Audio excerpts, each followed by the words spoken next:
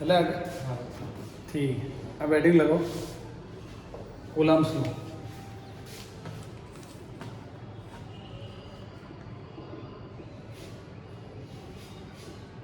Heading लगाओ Coulomb's law. ठीक, देखो मान लो कि दो चार्ज है Q1 और Q2। कितने चार्ज है? दो चार्ज है Q1 और इनके बीच की डिस्टेंस R है। इनके बीच की डिस्टेंस क्या है? R। अब एक बात ये बता भाई कि अगर Q1 और Q2 दोनों सेम है तो इनके बीच में फोर्स कौन सा होगा? रिपल्सन। कौन सा होगा? रिपल्सन। और अगर Q1 और Q2 दोनों अपोजिट है तब फोर्स कौन सा होगा? अट्रैक्शन होगा कि नहीं? ये बात अपन को पता है। ठीक है, अब कूलम्ब्स लॉ क्या कहता है कि दो चार्ज है। कितने चार्ज है? दो चार्ज है। इनके बीच का जो फोर्स है, इनके बीच का फोर्स वो प्रोपोर्शनल होगा चार्ज के मल्टीपल के और डिस्टेंस के स्क्वायर के इन्वर्स के प्रोपोर्शनल होगा। डिस्टेंस के स्क्वायर के इन्वर्स के प्रोपोर्शनल। एफ प्रोपोर्शनल क्या है? Q1 Q2 upon R square आएगा। प्रोपोर्शनल हटेगा तो क्या लगेगा? कांस्टेंट के Q1 और Q2 अपॉन R स्क्वायर। ये बात सिंपल। ठीक, ये बात और कहाँ देखी? और कहाँ देखी? 11th क्लास में ग्रेविटेशन पढ़ा था। 11th क्लास में क्या पढ़ा? ग्रेविटेशन। ग्रेविटेशन में क्या पढ़ा कि भाई दो मास है M1 और M2।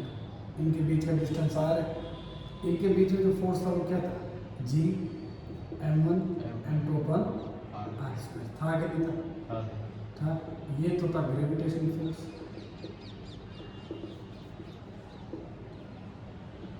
और ये कौन सा फोर्स है? कूलम्ब फोर्स या इलेक्ट्रोस्टैटिक फोर्स। क्या है? कूलम्ब फोर्स या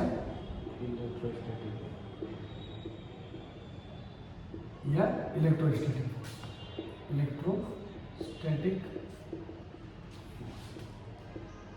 ठीक, हम ये मान के चले कि ये जो चार्ज है ये दोनों अभी रेस्ट। किस पे मान के चल रहे हैं? रेस्ट। दोनों चार्ज किस पे? रेस्ट पे रहेगा। इसका मतलब क्या है कि इनके बीच में जो फील्ड आएगा वो कौन सा आएगा? Electric field. कौन सा आएगा? Electric field. ये भी पता है क्योंकि रेस्ट मास क्या बनाता है? Electric field. क्या बनाता है? इलेक्ट्रिक। ठीक है, ये छोटी छोटी बातें याद रखना साथ में। रेस्ट मास इलेक्ट्रिक फील्ड बनाता है। अब दो मास लिए अपन ने, दो चार्ज लिए अपन ने Q1 और Q2। इन दोनों के बीच की डिस्टेंस कितनी? R। ठीक है, इन दोनों के बीच में जो फोर्स लगेगा क्या लगेगा? Q1 Q2 पर फोर्स लगेगा या Q2 Q1 पर फोर्स लगाएगा तो वो कितना होगा? इन दोनों के मल्टीपल के प्रोपोर्शनल और डिस्टेंस के स्क्वायर के इन्वर्सली प्रोपोर्शनल। डिस्टेंस के स्क्वायर के इन्वर्सली प्रोपोर्शनल। तो ये आ जाएगा K Q1 Q2 upon R। इसको बोलते हैं कूलम्ब फोर्स या इलेक्ट्रोस्टैटिक।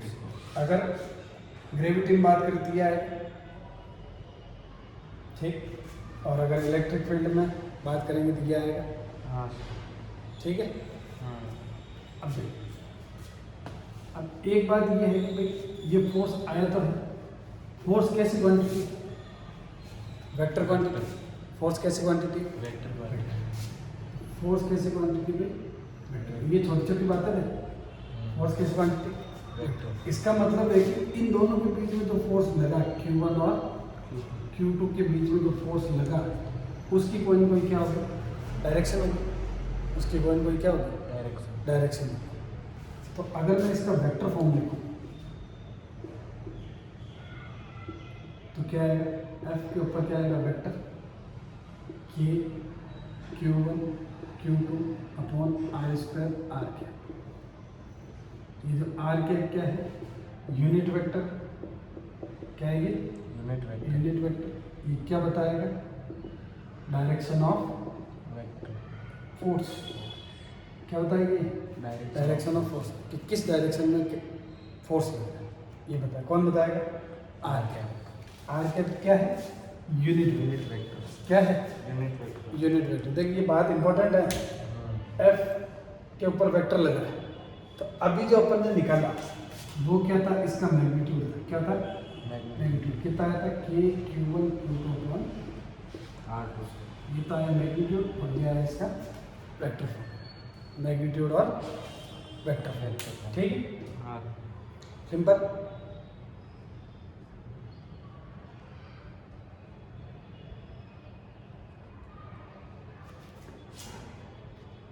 आराम से लिखो। ठीक है। ठीक है। अब देख,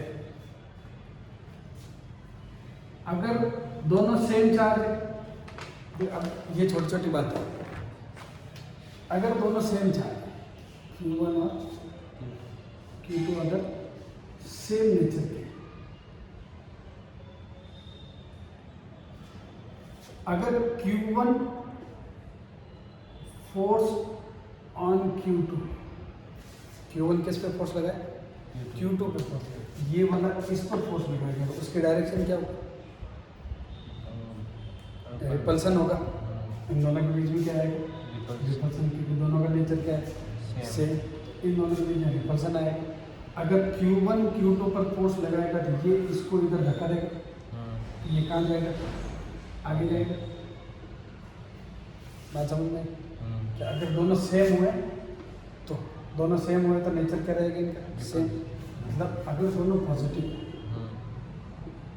या दोनों नेगेटिव, अगर दोनों पॉजिटिव या दोनों नेगेटिव हुए और Q1 ने Q2 पर फोर्स लगाएगा तो वो आगे जाएगा, जाएगा कि जाएगा? और अगर Q2 फोर्स ऑन Q1 तो Q1 पीछे पर Q2 फोर्स लगेगा, वो इधर जाएगा, चली जाएगा, जाएगा। तो इसमें इंपॉर्टेंट बात ये है कि अगर नेचर दोनों का सेम रहा, मतलब दोनों पॉजिटिव या दोनों नेगेटिव, तो दोनों एक दूसरे को रिपेल करेंगे। Q1 फोर्स लगाएगा तो उधर जाएगा Q2, और Q2 फोर्स लगाएगा तो Q1 इधर आएगा।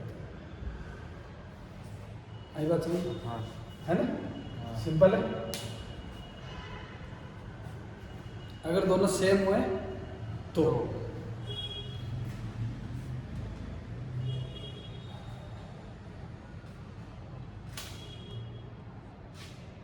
बढ़िया लिखना पड़ेगा ना।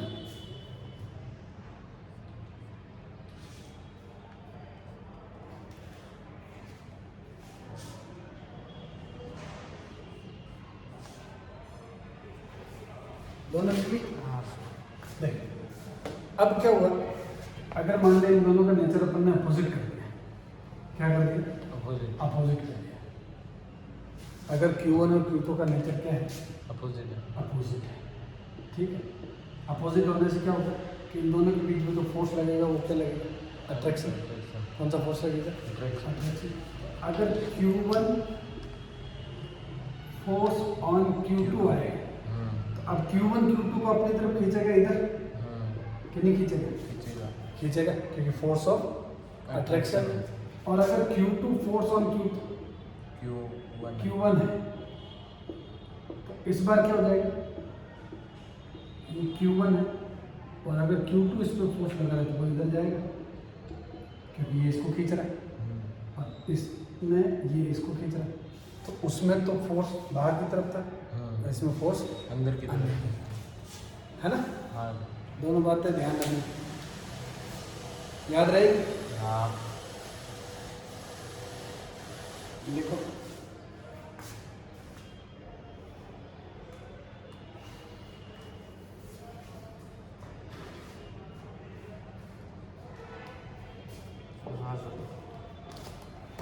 बात समझ में आई है भी? हाँ।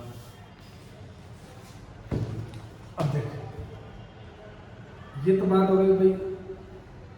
अब अगर तुमसे ये पूछे, एक छोटी सी बात है, देखो, अगर मैं तुमसे बोलूँ कि Q1 और Q2 दोनों का मल्टीप्लाई करें और इनका रिजल्ट 0 से बड़ा आ रहा है, 0 से क्या आ रहा है? बड़ा। तो इनके बीच में फोर्स कौन सा होगा? अट्रैक्शन होगा या रिपल्सन? अट्रैक्शन नहीं, रिपल्सन होगा तो बड़ा होगा। अगर Q1 Q2 को दोनों को मल्टीप्लाई कराए और 0 से बढ़ाए तब क्या होगा, अट्रैक्शन या रिपल्सन? अब देख, अगर Q1 पॉजिटिव है और Q2 भी पॉजिटिव है तो इन दोनों का प्रोडक्ट क्या है? पॉजिटिव। सही बात है, ठीक है।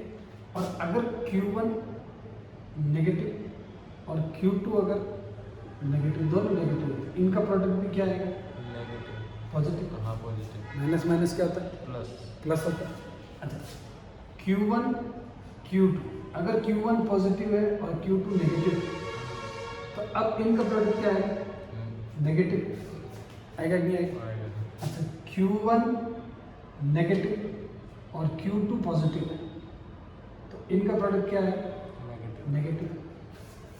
ठीक है, अब इसको थोड़ा ध्यान से देखो। अगर दोनों सेम है तो पॉजिटिव, मतलब 0 से बड़ा। बड़े, हाँ 0 से बड़े। बड़े। और अगर दोनों नेगेटिव है तो भी 0 से बड़े। बड़े। अगर एक पॉजिटिव एक नेगेटिव और एक नेगेटिव एक पॉजिटिव, 0 से छोटा। छोटे। तो इस कंडीशन में कौन सा फोर्स आएगा? रिपल्सन। रिपल्सन। इस कंडीशन में कौन सा फोर्स आएगा? रिपल्सन। रिपल्सन। और इस कंडीशन में कौन सा आएगा? अट्रैक्शन। बात समझ में आई? हाँ है ना, ये छोटी छोटी बातें समझ में आ रही तेरे को? तो इसमें क्या हो जाएगा? Q1 और Q2 लेस देन 0, क्या है? Less than. और इसमें ग्रेटर देन। याद रहेगा? हाँ। ठीक है, ये साथ के साथ छोटी छोटी बातें हैं जो समझते चलना, है ना? हाँ। ठीक। अब अपने पास क्या है force? K Q1 Q2 upon R। अभी अपन सिर्फ क्या बात करते हैं? मैग्नीट्यूड की बात करते हैं। किसकी बात करते हैं? मैग्नीट्यूड। ये बात समझ में आई तेरे को? हाँ। कि नहीं आई? आगे। देख, रिवाइज करेगा तो और, है ना? अब देख, अब अगर मैग्नीट्यूड की बात करें, K Q1 Q2 upon R square, ठीक है। अब इसमें एक चीज अपन को पता लगी कि F की वैल्यू रिपल्सन में आएगी। कब? जब दोनों पॉजिटिव या दोनों नेगेटिव, मतलब सेम होंगे। F की वैल्यू अट्रैक्शन में आएगी जब एक पॉजिटिव एक नेगेटिव होगी। इसका मतलब फोर्स की वैल्यू किस पे डिपेंड कर रही है? फोर्स की वैल्यू किस पे? फोर्स का जो नेचर है वो किस पे डिपेंड कर रहा है? नेचर ऑफ चार्ज किस पे डिपेंड करेगा? Nature of charge. कि फोर्स का नेचर क्या होगा, ये किस पे डिपेंड करेगा? चार्ज के नेचर। किस पे डिपेंड करेगा? चार्ज के नेचर पे। तो लिखो, nature of force depend on nature of charge. Nature of charge, ठीक है। अब ये जो F की वैल्यू और किस पर डिपेंड करेगी? F की वैल्यू किस पर डिपेंड करेगी? पहला चार्ज के मैग्नीट्यूड पर। किस पे? F मतलब मैग्नीट्यूड ऑफ फोर्स किस पे डिपेंड कर रहा है? चार्ज के मैग्नीट्यूड पर। दूसरा, चार्ज के बीच में डिस्टेंस पर। चार्ज के बीच में क्या डिस्टेंस रहेगी उस पर डिपेंड करेगा। और तीसरा किस पे डिपेंड करेगा? डिपेंड ऑन के। किस पे डिपेंड करेगा? इसको डिपेंड ऑन मीडियम। क्या लिख दो? किस पे डिपेंड करेगा? मीडियम। तीन बातों पर डिपेंड करेगा मैग्नीट्यूड। किस किस पर? चार्ज के मैग्नीट्यूड पर, चार्ज के बीच में डिस्टेंस पर, और किस पर? मीडियम। किस पर? मीडियम। अब ये मीडियम पर डिपेंड करेगा कैसे? भाई डिस्टेंस का अपन को पता है, चार्ज के मैग्नीट्यूड का पता है, लेकिन ये मीडियम पर कैसे डिपेंड करेगा? ये बात है कि ये मीडियम पर कैसे डिपेंड है। ठीक, तो के की वैल्यू होती है 1/4πε0। क्या होती है 1/4πε0। किसके लिए? एयर के लिए या वैक्यूम के लिए। किसके लिए? एयर के लिए या वैक्यूम के लिए। ठीक, 1/4πε0। यहाँ जो ε0 है इसको बोलते हैं परमिटिविटी ऑफ मीडियम। क्या बोलते हैं इसको? Permittivity of medium. ये हर मीडियम की अलग अलग होती है। ये परमिटिविटी ऑफ एयर है। क्या हो जाएगी? परमिटिविटी ऑफ एयर और मीडियम। तो ये सबकी अलग अलग होगी। जब एप्सिलॉन की वैल्यू सब जगह अलग अलग होगी तो के की वैल्यू सब जगह अलग अलग आएगी। तो के की वैल्यू सब जगह अलग अलग आएगी तो एफ की वैल्यू क्या आएगी? अलग अलग। इसका मतलब जैसे जैसे एप्सिलॉन की वैल्यू चेंज होती है वैसे वैसे के की वैल्यू चेंज होती है, वैसे वैसे एफ की वैल्यू चेंज होती है। इसका मतलब जैसे जैसे मीडियम चेंज होगा वैसे वैसे क्या चेंज होगा? फोर्स चेंज होगा। ठीक, एप्सिलॉन एम जो है वो है मीडियम की परमिटिविटी। किसकी? मीडियम की परमिटिविटी।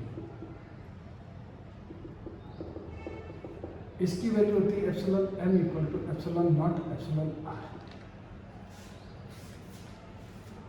ठीक है, यहाँ जो एप्सिलॉन आर है इसको बोलते हैं रिलेटिव परमिटिविटी। क्या बोलते हैं इसको? Relative permittivity. ठीक है, तो अगर मैं किसी मीडियम की बात करूँ, किसकी बात करें अपन? मीडियम की बात करें तो के की वैल्यू क्या आएगी? 1/4πε0m। किसी मीडियम की बात करें, किसकी बात करें? मीडियम की। तो मीडियम के लिए परमिटिविटी εm। अब εm की वैल्यू कितनी आएगी? 1/4πε0 समझ में आया कि नहीं है? क्या क्या दिक्कत होगा? लास्ट वाला ये हाँ। देख, अगर मैं वैक्यूम की बात करूँ या एयर की बात करूँ तो के की वैल्यू कितनी आती है? 1/4πε0। ये स्टैंडर्ड है। क्या है ये? स्टैंडर्ड। ठीक, अगर मैं मीडियम की बात करूँ, मीडियम मतलब हवा की जगह मान ले पानी है, हवा की जगह क्या है? या फिर मान ले ग्लास है, या मान ले कोई दूसरा कोई भी पदार्थ है, कोई भी कम चीज़ है, तो उसकी परमिटिविटी कितनी मान ली अपन ने? एप्सिलॉन। ठीक है, जैसे मान ले 2 चार्ज, ध्यान से समझना। जैसे मान ले 2 चार्ज Q1 और अभी इसको हमने रखा हवा। क्या रखा? हवा। जब ये हवा में होगा के की वैल्यू क्या है? 1/4πε0। ठीक, अब इसको अपन ने किस में डाल दिया? मान लो हवा से डाल दिया अपन ने पानी। किस में डाल दिया? पानी। दोनों की डिस्टेंस सेम, लेकिन इस बार मीडियम क्या है? चेंज। तो यहाँ के की वैल्यू कितनी है? 1/4πε0m। कितनी है? 1/4πε0m। यहाँ जो εm है उसकी वैल्यू होती है ε0 εr। उसकी वैल्यू कितनी होती है? ε0 εr। ठीक, एप्सिलॉन आर को बोलते हैं रिलेटिव परमिटिविटी। ठीक, तो अपन ने एप्सिलॉन एम की जगह क्या रखा? ε0 εr। बात समझ में? कोई दिक्कत नहीं। ठीक है, मतलब अपन ने मीडियम चेंज करा तो के की वैल्यू चेंज हुई। के की वैल्यू चेंज होगी तो क्या चेंज हो जाएगा? फोर्स हो जाएगा। ठीक, अगर मैं किसी मीडियम की बात करूँ तो एफ की वैल्यू कितनी आएगी? Fm आएगी। तो पहले देख इधर बाद में देखो। तो यह आएगा के Q1 Q2/r²। इस बार के की वैल्यू कितनी है? जो मीडियम की, तो Fm इक्वल टू क्या आएगा? 1/4πε0 εr² और ये जाएगा Q1। बात समझ में? सिंपल है कि कोई गड़बड़ है? सही है। अगर मैं वैक्यूम की बात करूँ किसकी बात करें? वैक्यूम वैक्यूम की। तो वैक्यूम में मान लेते हैं अपनी फोर्स एफ नॉट, ये रहेगा Q1 Q2 by are square. इस बार के की वैल्यू कितनी आएगी? कितनी आएगी? 1 by 4 pi epsilon naught r square.